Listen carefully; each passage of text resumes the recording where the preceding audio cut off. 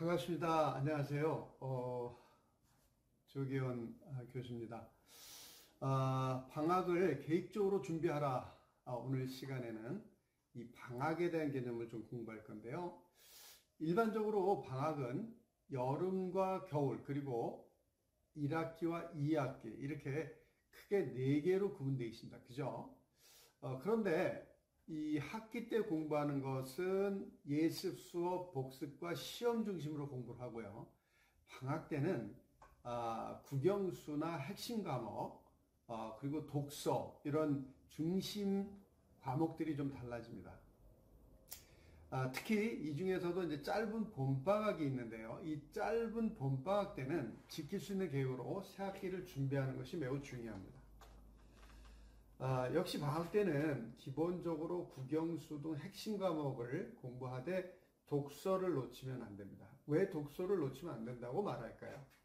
독서를 놓친 아이들은요, 수능에서 좋은 점수를 받을 수가 없습니다. 왜 그럴까요?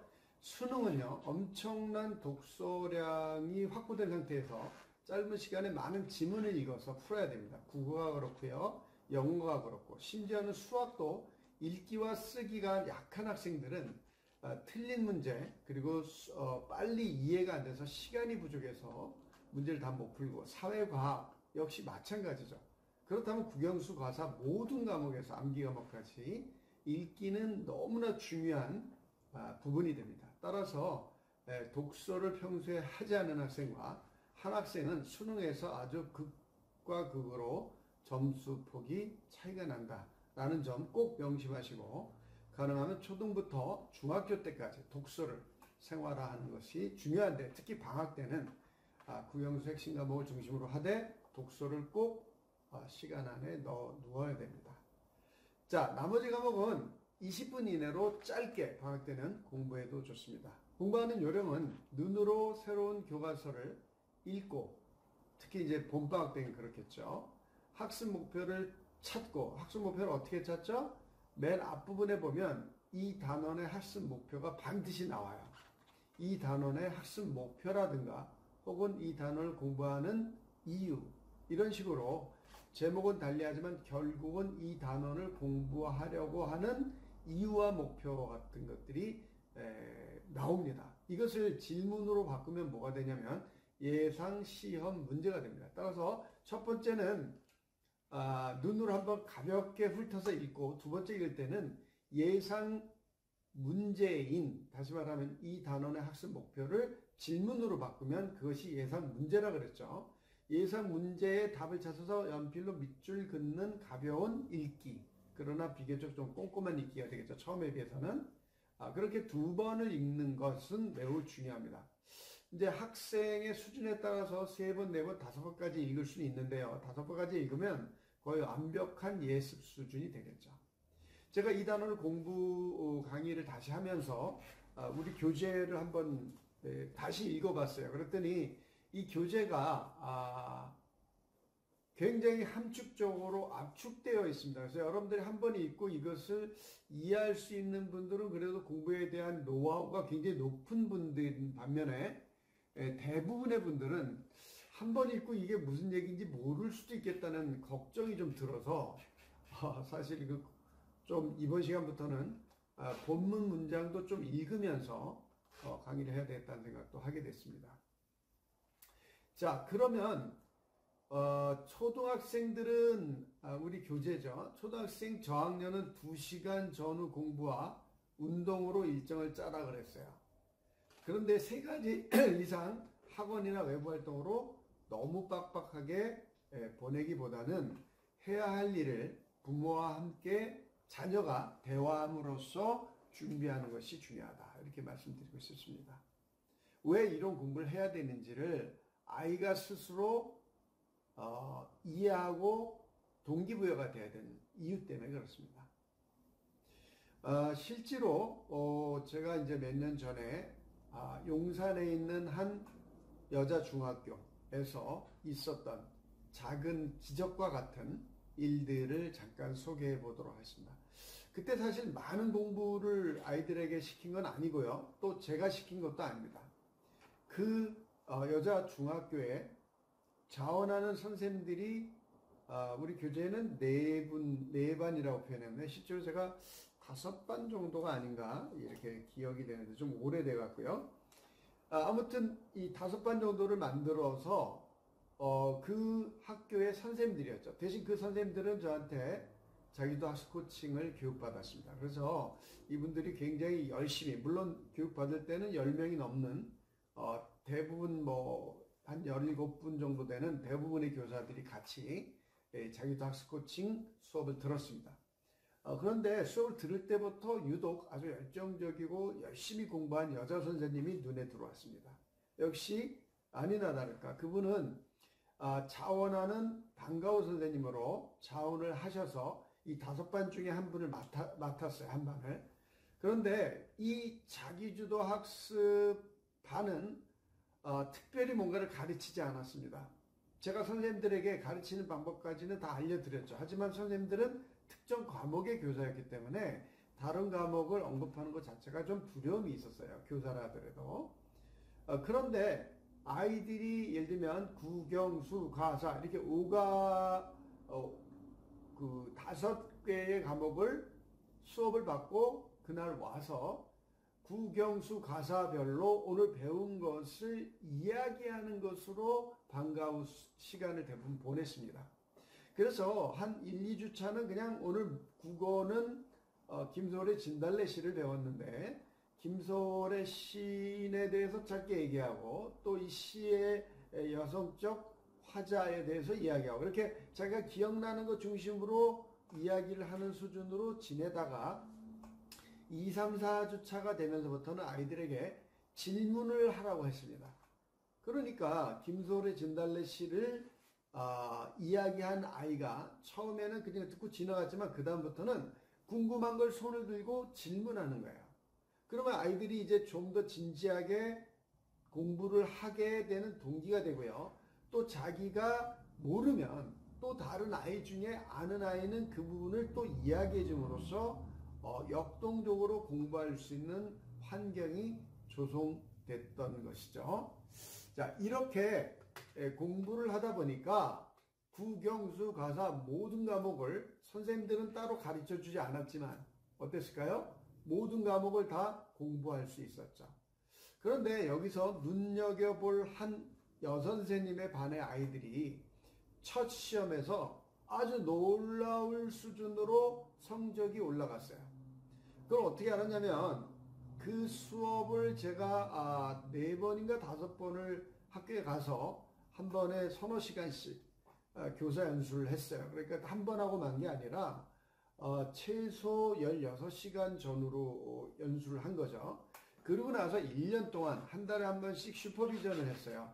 그 5반의 선생님들이 방과 후 수업을 할 텐데 이제 4주 동안 수업의 내용은 어땠는지 제가 들어보고 어떤 애로가 있었는지 들어보고 이런 것들을 다시 코칭을 통해서 교사들이 학생들을 잘 지도할 수 있도록 도와주는 일, 이걸 슈퍼비전이라고 하죠.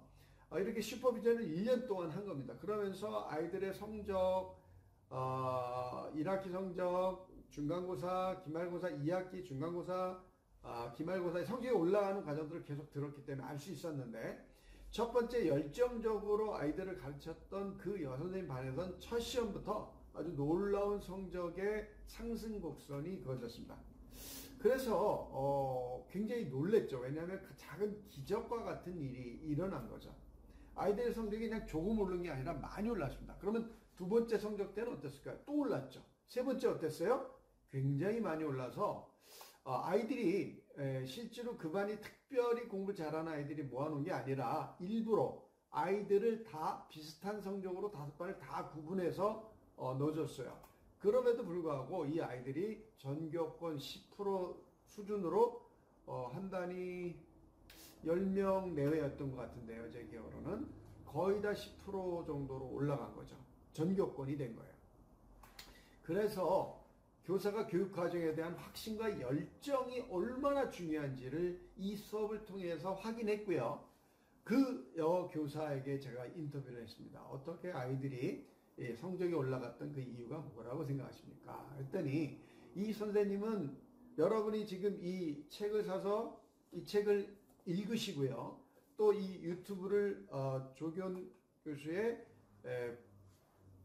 유튜브죠. 유튜브 삶의 기술 코칭이라는 걸 통해서 이 책 내용을 다시 리뷰함으로써 이 공부에 대한 확신이 되는 거죠. 이렇게 하면 자녀를 성공시킬 수 있겠구나 라고 하는 확신을 이 선생님이 갖고 있었던 겁니다.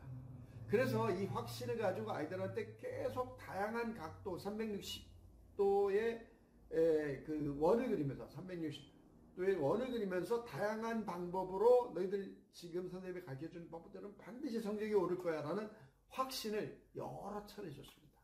왜냐하면 본인이 확신을 했기 때문이죠. 그래서 아이들이 성적을 올릴 수 있었다 라고 말씀을 하시더군요. 자, 그래서 교사의 확신이 얼마나 중요한지 다시 한번 인식하는 계기가 됐던 것 같습니다. 자, 그러면 방학을 계획적으로 준비하는 것 외에 초등학생들은 특히 초등학교 이제 고학년이 되면 하루에 서너 시간 정도 학습 일정을 소화해 나가는 것이 중요하고요. 특히 저학년일수록 독서, 운동, 취미생활 이걸 골고루 해갖고 지루하지 않도록 아이들이 지루하지 않도록 계획을 짜는 것이 매우 중요합니다. 처음에는 1시간 10개 단어 암기로 시작하지만 꾸준히 하다 보면 이게 100개, 200개, 300개도 늘어납니다. 특히 고등학교가 되면 그렇게 되죠. 그래서 처음부터 어렵다고 생각하지 마시고 특히 요즘 이제 유튜브에 찾아보셔도 되고 한 번에 1시간에 100개를 외우는 요령들이 많이 나오고 있어요. 유튜브에 치시면 나옵니다. 1시간에 100단어를 암기하는 방법 이렇게 치시면 나오는데 연상법을 이용해서 운해를 이용해서 암기하게 되면 정말로 많은 단어들을 암기할 수 있게 됩니다. 여러분들도 이런 방법들을 통해서 아이들이 처음엔 10개로 시작했지만 나중엔 50개, 100개 우수한 아이들은 200개, 300개까지도 암기를 합니다. 고등학생 정도면 우수한 아이들은 200개 이상 암기를 합니다. 그래서 점점 이 가속도가 붙는다는 거 잊지 마시고요. 영어는 가장 중요한 게 문법도 아니고요. 핵심은 영어 단어에 있습니다. 영어 단어를 알면 해석이 될까요? 문법을 떠나서 해석이 됩니다. 영어 단어를 알면요. 문제를 맞출 수가 있을 가능성이 훨씬 높아집니다. 근데 문법은 그 다음에 오는 겁니다. 따라서 문법을 너무 강조하지 말고 일단 충분히 어휘력이 갖춰진 다음에 그 다음에 자연스럽게 문법으로 접근하는 것이 훨씬 중요합니다. 그래서 가장 작은 노력으로 점수를 높일 수 있는 방법은 영어는 뭐냐? 어휘력입니다. 단어를 외우는 거예요. 수거를 외우는 거고요. 자, 두 번째 수학입니다. 수학은 문제를 풀 때 교과서 중심으로 하는 것이 굉장히 중요한데 왜냐하면 교과서에는 개념을 이해하기 위한 풀이 과정을 아주 쉽고 잘 설명하고 있습니다. 따라서 수학은 항상 빈 노트를 반으로 접어서 예습처럼 방학 때도 왼쪽에 문제를 풀고 정의를 적고 그 다음에 모르는 문제는 풀이만큼 비워두고 그냥 비워두면 됩니다. 그리고 개학해서 다시 수업 들을 때 선생님이 푸는 과정을 오른쪽에 반 접은 여기서 적으면 되겠죠. 이렇게 예습과 수업을 연결해서 수업하는 게 매우 중요하고요. 수학은 이렇게 아주 바르게 적는 쓰기 기능이 매우 중요하다는 거 잊지 마시기 바랍니다. 그래서 중요한 부분을 미치주면서 예습하는 거, 시간은 개인별, 상황별로 조정하는 거, 아이 스스로 공감할 때 계획을 잡는 거, 복습으로 이루어진 자기학습을 반드시 실천할 것, 독서, 운동, 취미를 골고루 할 것, 분량을 계획하고 함께 부모와 함께 꾸준히 할 것, 상위권 아이들은 반드시 오답 노트를 활용할 것, 밑줄 친 노트로 또박또박 정리하며 풀도록 할 것, 특히 수학이 그렇습니다. 이해가 되면 즉시 이해가 안 되면이겠죠. 이해가 안 되면 즉시 답안지를 풀어보지 말고 조금씩 보고 이해가 되면 덮고 문제를 풀어나가라. 이것은 바로 수학에 있어서 중요한 키워드가 되겠습니다. 자, 이번 시간은 방학을 어떻게 활용할까에 대해서 이야기했고요. 다음 시간에 또 한번 찾아뵙도록 하겠습니다. 여러분 감사합니다.